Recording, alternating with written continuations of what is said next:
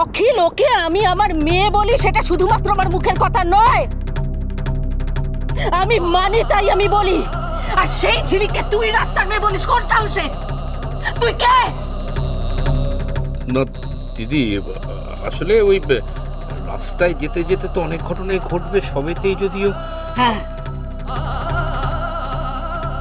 এই ধরনের ঘটনা এড়িয়ে যাওয়াটা মনুষ্যদের কাজ নয়, যদিও বেশিরভাগ মানুষই সেটা করে।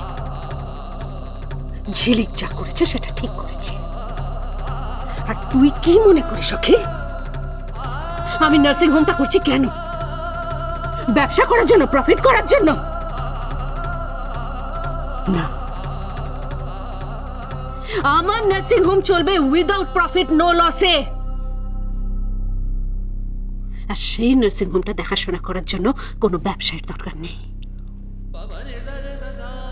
দরকার হচ্ছে একটা ভালো মনের। আর ঝিলিক সেটা প্রমাণ করে দিয়েছে। মানুষের দুঃখে ওর মন কাঁদে। আমি আমার নার্সিং হোমের জন্য ঠিক মানুষকে খুঁজেছি। তুই যদি মনে করিস এই কাজটায় নাও থাকতে পারিস।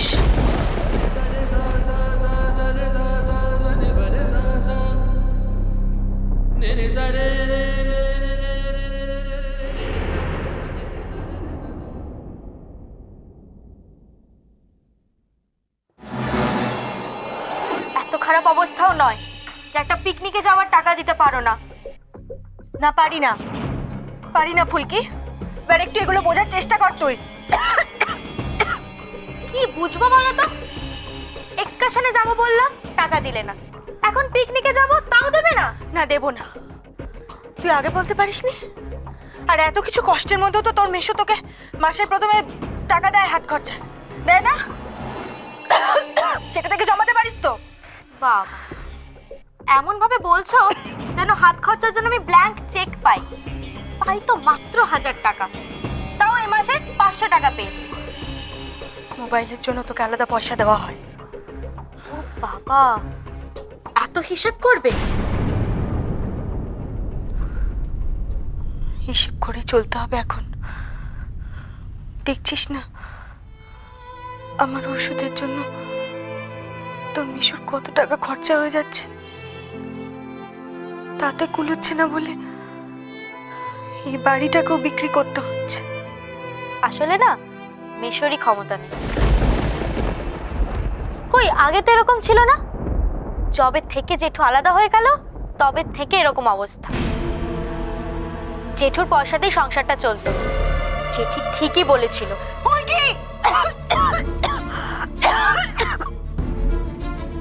এত দূর আসপর্দা হয়ে গেছে, তুই তোর মেশুকে অপমান করছিস। অপমান তো করছি না, যেটা সত্যি আমি সেটাই বলছি। জানি না তুই কি করে এরকম হয়ে গেলি। এতদিন ধরে আমাদের সঙ্গে থেকেও তুই এতটুকু বদলালি না। জানি তো, এই কথাটাই বলবে। যখনই কিছু হয় সবসময় আমাকে শুনতে হয়। আমি এই বাড়ির কেউ নই। তোকে এই বাড়ির একজনই ভাবা হয় ফুলকি। সব সময় এই ধরনের কথা বলিস তুই।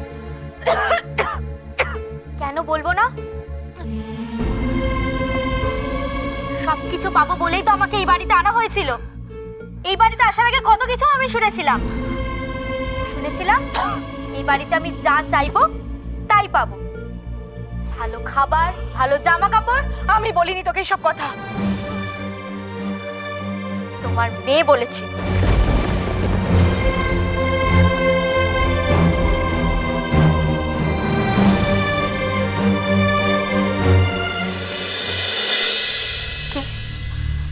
কি বললি তুই? কে বলেছিল? ঝিলিক, তোমার মেয়ের মতোই তো ছিল।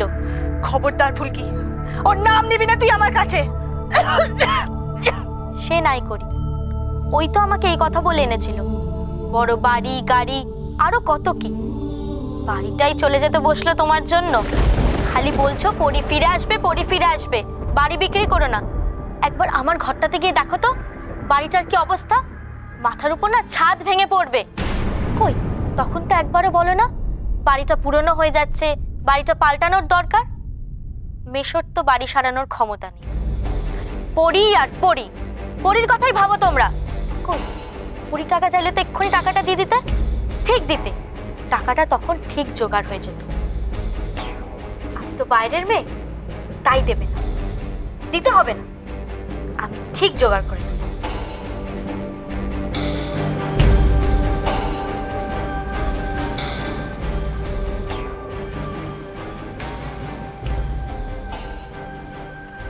তুই আমার পরীকে দেখিসনি ফুলকি,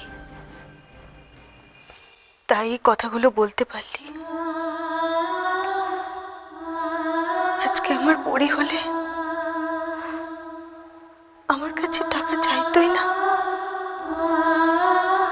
ও ঠিক আমার অবস্থাটা বুঝতে পারতো, যেমন আমার বিল্টু বোঝে।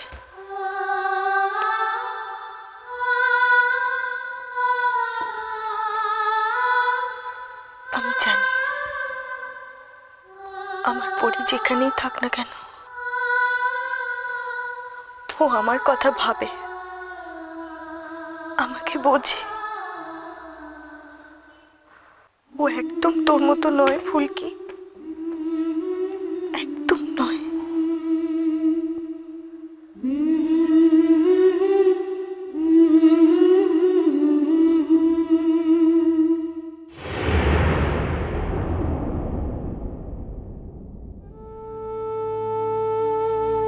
পেটে ব্যথায় মা রাস্তায় ছটফট করছে দাদাবাবু। মাকে একটু গাড়ি করে বাড়ি নিয়ে চলুন দাদাবাবু।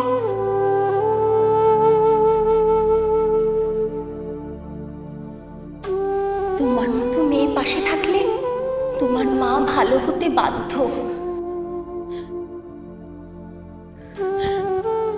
কিন্তু কিভাবে, কিভাবে আমি আমার মাকে বাঁচাবো? কিভাবে, কিভাবে পাশে থাকবো মার? কি করে?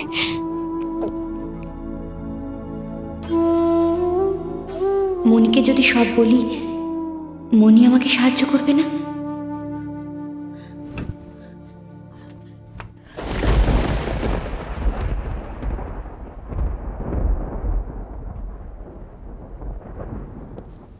না,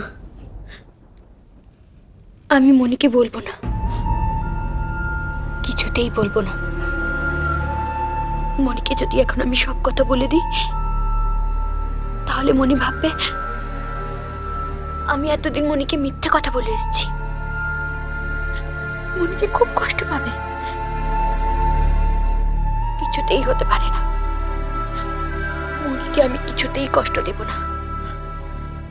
কিন্তু কিন্তু আমি কিভাবে জানবো মার খবর? কিভাবে বাঁচাবো আমি মাকে? যদি একবার জানা যেত মার কি হয়েছে। বাবাকে একটা ফোন করব। মা আমার গলার স্বর চিনে ফেলতে পারে, কিন্তু বাবা তো চিনতে পারবে না। যদি কোনোভাবে জানতে পারি মার কি হয়েছে, তাই করি, বাবাকেই একটা ফোন করি।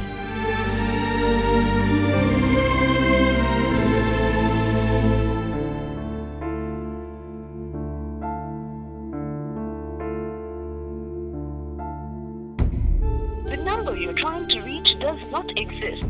Please check the number you have dialed. যে নম্বরটিতে আপনি কল করছেন সেটির কোনো অস্তিত্ব নেই। অনুগ্রহ করে নম্বরটি পুনরায় চেক করে আবার ডায়াল করুন।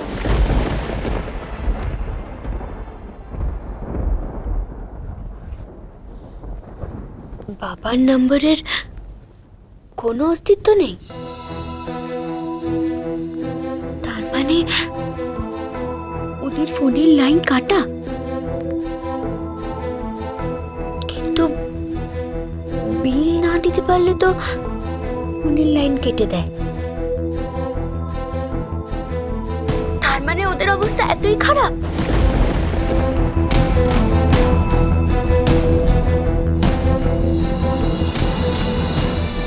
বাবা, তুই এখানে? ও খবর পেয়েছে তোমার শরীর খারাপ। আমায় দেখতে এসেছিলিস তাই তো? দেখেছিস? দেখ আমি দাঁড়িয়ে আছি এখানে, দেখ। দেখা হয়ে গেছে তো, যা এবার এখান থেকে যা।